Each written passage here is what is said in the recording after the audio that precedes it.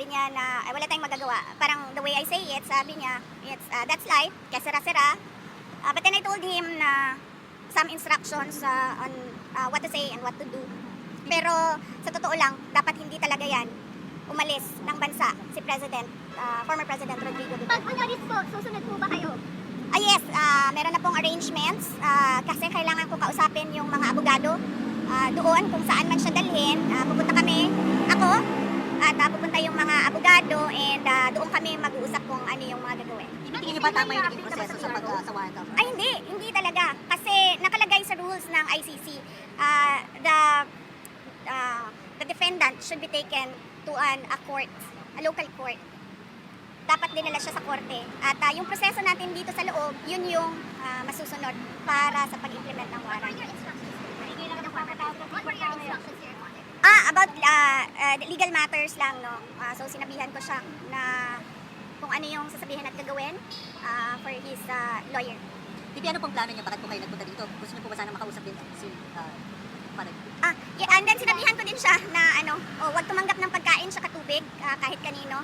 I understand, nag-prepare sila ng go bag. Nag-usap kami kanina doon sa assistant, handa ng go bag. So, Bibi, hindi kayo pinapasok? Ano pong plano niyo dito ngayon? well, nag-aantay ako. Papasukin nila dahil gusto ko makausap personal. Mahirap kasi sa video call kasi choppy. Ginajam nila yung signal. Kailangan ko siya kausapin. Ma'am, ganyan ka ni ma'am, kahit ano mangyari. Maraming salamat. Ano pong sabi sa inyo? Maraming salamat. Bibi, Sara, sabi ni Attorney Raul Lambino, nag-grant ka daw yung TRO. Any update po dito? Wala po akong update sa temporary restraining order ng Supreme Court. But as I said, lahat ng mga tao dyan sa loob ng base at dyan sa airport, kung Pilipino ka, hindi ka papayag na ginagawa ito. Were you surprised? Bibi, tumanggi daw po si... Were you surprised by this scenario? Or is it something that you expected? The moment that I was still in the cabinet when this was mentioned, and the moment that I talked to the Justice Secretary, and then I noticed that he had very vague answers. We already started to prepare, but I have a different set of lawyers than President Duterte, so we have a book about what to do and all the research materials about ICC. So that is what we did, and then we shared our drafted petition. We had two for me. We shared it with the team of PRR. DP, I know this may be a sensitive question, but have you reached out to the President itself regarding the matter? No, Why not? because the way that they are doing it right now, there's no talking to the President. Do not turn him over to the ICC. You can detain him here, wherever in the Philippines, but do not send him wherever the ICC says. You have a message to BBM? If ever na madala ngayon sa Dahig si dating nga Pangulong Marcos, kailan po balak Ay, siya, padala mo doon. Oh, sorry. At dating Pangulo na siya, Yes. very soon. Ano? Very soon, why? Ano Senior tanong mo? RD. If ever Ano na pong dalhin message niya ngayon niyo sa kay Dahig, BBM? kailan po kayo susunod doon? Okay. Well, nag-aantay. And then, immediately, pag pinilit nila kung ano yung gusto nila at hindi yung tama, susunod ako. Kasi kailangan ko kausapin yung mga abogado doon. Bibi, ano message mo kay Bakit BBM? personal na po ito? Ha? Sa tingin niyo po ba nagiging personal na po ito? Oo. Very personal. Nakikita nyo naman. Nakafile sila ng impeachment ng ang basis nila is hearsay and gossip. So, it's very personal. At sabi nga, ng lahat ng kumukwestiyon sa ginagawa ng administrasyon ngayon, this is a diversion from the failures to deliver good governance and decent public service to the Filipinos. Message po kay BBM. Wala akong message sa kanya. I don't think there's talking to a person who will allow a citizen to be turned over to foreigners. Bibi, can you confirm hindi ba kayo pinayagan pumasok or naghintay kayo ng clearance? Hindi kami pinayagan. Ilang beses na kami nagpaalam, paulit-ulit. So, hindi kami pinayagan. DP, Sara, bilang simpleng mamamayan, ano yung pwede namin magawa para kay tatay? Accountability. Transparency and accountability from the government. Tinatanong natin kung anong nangyari sa PhilHealth, diba? Tinatanong natin kung anong nangyari sa budget.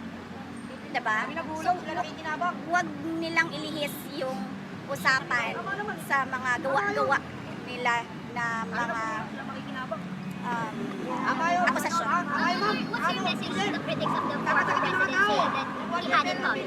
Sila nakikinabang. What's your message to the critics of your father that he had it coming? Sugan ng mga tao yun. There is no legal basis at all to turn over or to endorse the president, the former president to ICC. So, wala silang, kung para sila sa justice at sa batas, walang batas dito eh. So, nasaan sila? So, does that mean na parang he had it coming even if hindi sumusunod sa batas? Kaya nga sabi ko kanina, diba? Sabi ko, gagawin nila kung anong gusto nila kahit hindi tama. Gagawin nila kung anong gusto nila kahit mali. Ma'am, tumanggi na po yung DFA. Sabi ng DFA, hindi sila nakikipag-usap sa ICC. Pero may info, ma'am, na ang nasa likod daw po ito is si former Senator Trillanes. Well, siya yung nag-file. Diba? Siya yung nag-file ng complaints and siya naman yung nagbibigay ng updates about sa ICC. Lagi naman tayo yung ina-update ni Trillanes sa mga nangyayari sa ICC. So, yes, of course, siya din ang nasa likod nito. Ma'am, next move lang, sorry ha. Kasi crucial na itong gabing ito, pag hindi may labas yung PRO, anong next move niyo? Hindi ko alam. Hawakan ko ba yung gulong ng airplane na yan? So, i-stop mo. How are you feeling na? Yes. Sinasabi ko lang sa inyong lahat, kung Pilipino kayo, huwag kayo pumayag na ang isang Pilipino ibigay sa mga dayuhan, lalong-lalo na pag labas na sa batas yun. Masama ang loob niya sa nangyari kahapon, kagabi nung kasama namin siya habang prepare itong habeas corpus. Maya't maya umiiyak siya at mukhang traumatized. Kinukwento niya sa amin na nung una ayaw pa sabihin ni CIDG Director Torre kung saan dadalo ng Pangulo. Kaya kabadong-kabado sila kahapon kung anong mangyayari sa Pangulo. At yun nga, traumatized sila sa nangyari.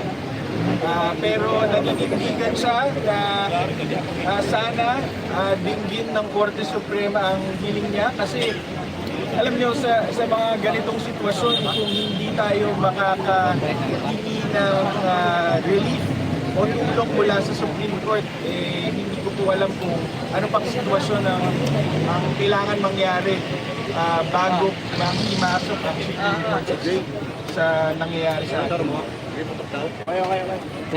So ayan mga kababayan, magre-react po tayo dito sa video interview ni VP Sara sa ating mga kapatid na vloggers at mainstream media kung saan sinabi po ni VP Sara na kung sakali po na dalhin po siya dating Pangulong Rodrigo Roa Duterte sa Netherlands ay susunod po siya no, sa Netherlands para personal pong kausapin yung mga abogado doon sa Netherlands. At para mabigyan din po niya ng payo ang kanyang ama na si former President Duterte sa mga legal na usapin. Sa kabuuang video kasi mga kababayan, nasabi din ni VP Sara na itong ang ginawa ng administrasyon ay tila personal na talaga yung pag-atake. So kung ito man ay may katotohanan, no, wala naman tayo talagang konkretong basihan para dito at hindi naman tayo abogado or may alam sa batas. Pero base sa ating mga nakikita, no.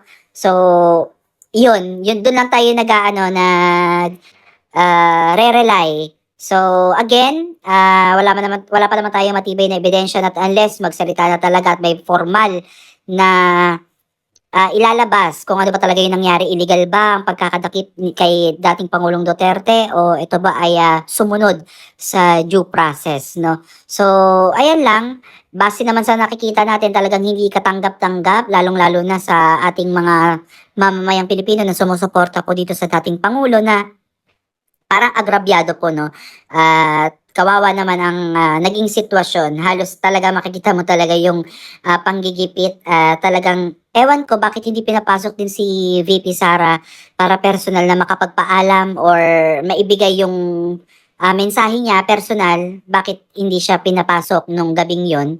So, hindi natin alam kung ano bang rason bakit hindi siya inallowed papasukin dito sa loob. Samantala mga kababayan, nagsumiti na po ng petisyon ito pong si Kitty Duterte at si Attorney Sal Panelo sa Supreme Court ng writ of habeas corpus kung saan inuutusan ng hukuman na dalhin yung tao na inaakusahan sa pagkakasala, nadalhin doon sa korte para suriin kung ano ba, tama ba yung ginawang proseso sa kanyang pagkakadakip.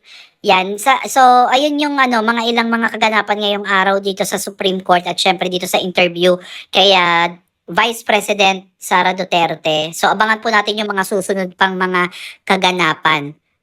Tayo ay nakaabang lang naman mga kababayan. At para naman po sa kabuuang video mga kababayan ay maaari po kayong sumubaybay sa SMNI News, sa mga iba't iba pang mga social media platform sa ating mga kababayang vloggers. Ayan, suportahan niyo po yung ating mga kasamahan. At syempre, huwag pong kalimutan na ipagdasal po natin yung nangyayari sa ating bansa na maging maayos at hindi na sana lumaki pa itong gulo na to dahil tayo-tayo rin naman yung magsasuffer dito, no? So, mas mainam na maging maayos sana at maging mapayapa ang lahat. So, muli maraming salamat. Please comment down below ang inyong mga komento at opinion. God bless everyone.